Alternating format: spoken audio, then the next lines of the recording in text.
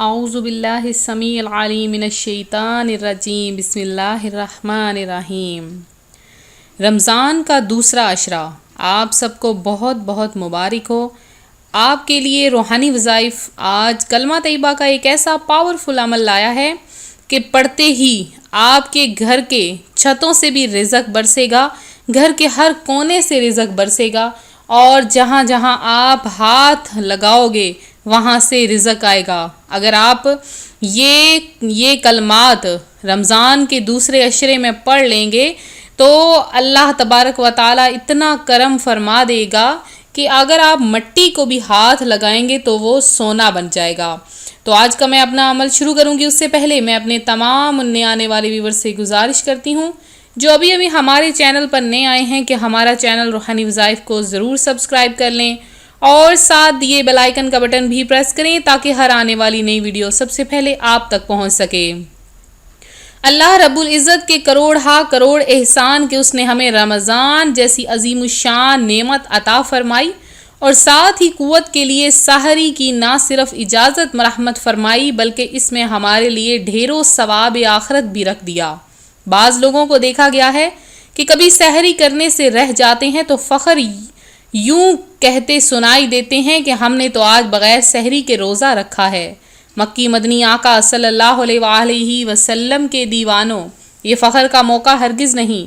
سحری کی سنت چھوٹنے پر تو افسوس کرنا چاہیے کہ افسوس تاجدار رسالت صلی اللہ علیہ وآلہ وسلم کی ایک سنت چھوٹ گئی۔ حضرت سیدنا شیخ شرف الدین المعروف بابا بلبل شاہ رحمۃ اللہ علیہ فرماتے ہیں، اللہ رب العزت نے مجھے اپنی رحمت سے اتنی طاقت بخشی ہے کہ میں بغیر کھائے پیے اور بغیر ساز و سامان کے بھی اپنی زندگی گزار سکتا ہوں، مگر چونکہ یہ امور حضور پر نور صلی اللہ علیہ وآلہ وسلم کی سنت نہیں ہے اس لیے ان سے بچتا ہوں۔ میرے نزدیک سنت کی پیروی 1000 سال کی نفل عبادت سے بہتر ہے۔ ابتدا روزہ رکھنے والے کو غروب آفتاب کے بعد صرف اس وقت تک کھانے پینے کی اجازت تھی جب تک وہ نہ سو جائے، اگر سو گیا تو اب بیدار ہو کر کھانا پینا ممنوع تھا، مگر رب کریم نے اپنے پیارے بندوں پر احسان عظیم فرماتے ہوئے سحری کی اجازت مرحمت فرما دی۔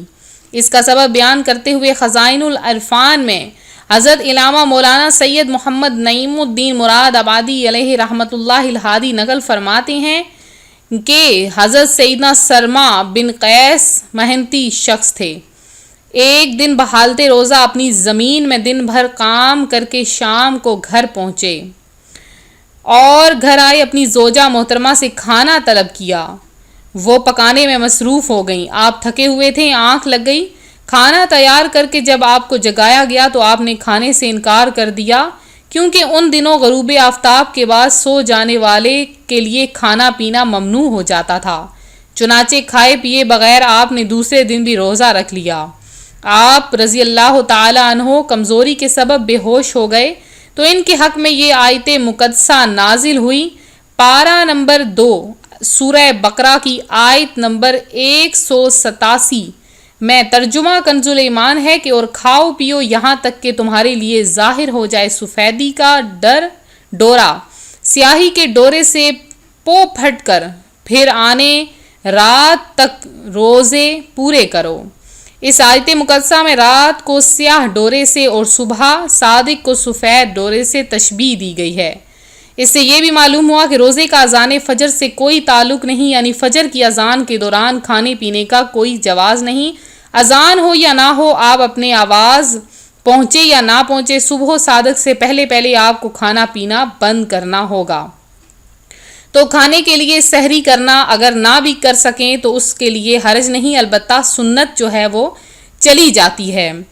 تو اگر آپ چاہتے ہیں کہ افطاری میں آپ لوگ بالکل صحت مند رہیں، افطاری تک آپ کو بھوک نہ لگے، تو آپ لوگ کیا کریں کہ جب سحری کرتے ہیں تو ایک کھجور کو منہ میں ڈالیں اور پانی کے ساتھ آہستہ آہستہ چبا کر اس کو نگل لیں۔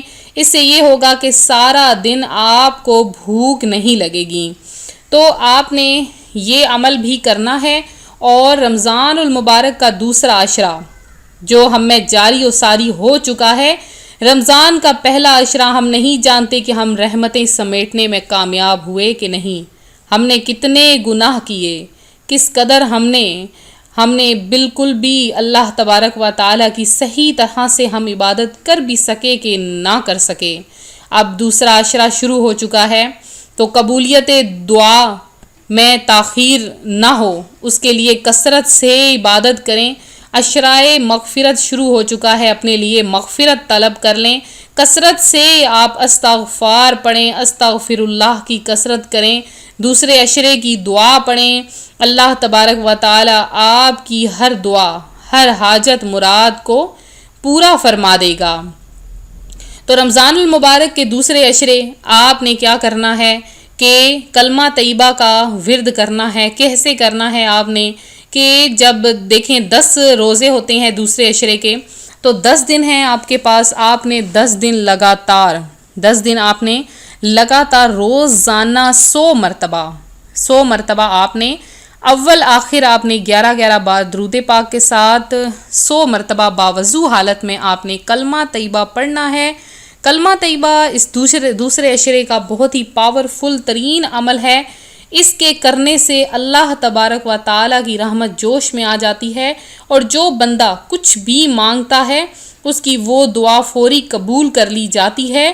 اور کلمہ طیبہ یہ ایک ایسا عمل ہے، یہ ایک ایسا وظیفہ ہے جو عرش الہی پر لکھا ہوا ہے۔ تو اب ایک ضروری مسئلہ ان بہنوں کے لیے جو کہ روزے کی حالت میں ہوتی ہیں، تو روزے کی حالت میں حیض یا نفاس شروع ہو گیا تو وہ روزہ جاتا رہا، اس کی قضا رکھے۔ فرض تھا تو قضا فرض ہے، نفل تھا تو قضا واجب ہے۔ حیض و نفاس کی حالت میں سجدہ شکر، سجدہ تلاوت حرام ہے، اور آیت سجدہ سننے سے اس پر سجدہ واجب نہیں ہوگا۔ لہٰذا جیسے ہی حیض کی کوئی صورت نظر آئے فوری طور پر روزہ کھول دیں۔ اسی طرح حمل والی یا دودھ پلانے والی عورت کو اگر اپنی یا بچے کی جان کا صحیح خدشہ ہے تو اجازت ہے کہ اس وقت روزہ نہ رکھے، خواہ دودھ پلانے والی ماں بچے کی ماں ہو یا دائی۔ اگرچہ رمضان المبارک میں دودھ پلانے کی نوکری اختیار کی ہو تو اس کو روزہ نہ رکھنے کی اجازت ہے، البتہ اس حالت میں کہ بچے یا ماں کی جان کو بہت زیادہ خطرہ لاحق ہو سکتا ہے۔ اب وہ میرے بہن بھائی جو کہ روزہ نہیں رکھتے ہیں اور کفارہ ادا کرنا چاہتے ہیں، تو روزہ توڑنے کا کفارہ یہ ہے کہ ممکن ہو تو ایک باندی یا غلام آزاد کرے۔ اگر یہ نہ ہو سکے، مگر مثلاً کوئی غلام نہ ہو، نہ اتنا مال کہ خرید سکے، یا مال تو ہے لیکن مگر غلام میسر نہیں، تو اب پے در پہ 60 روزے رکھے۔ ایک روزہ اگر چھوڑے گا تو اس کو 60 روزے رکھنے ہوں گے، تو وہ پورے ماہ روزے رکھے ہو سکتا ہے۔ دونوں مہینے 29 کے ہوں تو 58 روزوں سے کفارہ ادا ہو جائے گا۔ تو اب پے در پہ 60 روزے رکھنے ہوں گے۔ یہ بھی اگر ممکن نہ ہو تو 60 مسکینوں کو پیٹ بھر کر دونوں وقت کھانا کھلائے۔ یہ بھی ہو سکتا ہے 60 مساکین کو ایک صدقہ فطر، مثلاً 2 کلو میں 80 گرام گیہوں ہوتے ہیں، اس کو وہ عطا کر دے۔ ایک ہی مسکین کو اکٹھے 60 صدقہ فطر ادا نہیں دے سکتے، ہاں یہ کر سکتے ہیں کہ ایک ہی کو 60 دن تک روزانہ ایک صدقہ فطر دیں۔ یہ ان لوگوں کے لیے ہے جو کہ مسائل جاننا چاہتے ہیں، ان کے لیے ہم نے چند مسائل پیش کر دیے ہیں۔ جو وظیفہ جاننا چاہتے ہیں صرف وہ وظیفہ سن لیں کہ کلمہ طیبہ، میں نے پہلے بھی آپ کو بتایا ہے کہ کلمہ طیبہ آپ نے روزانہ 100 مرتبہ پڑھنا ہے۔ جب آپ 100 مرتبہ کلمہ طیبہ کو پڑھیں گے تو اللہ تبارک و تعالی آپ کو رزق کی اس قدر آپ کے پاس رزق عطا فرما دے گا، آپ کو اس قدر رزق کی دولت عطا فرما دے گا کہ آپ تقسیم کرتے کرتے تھک جاؤ گے، لیکن رزق کبھی بھی ختم نہیں ہوگا۔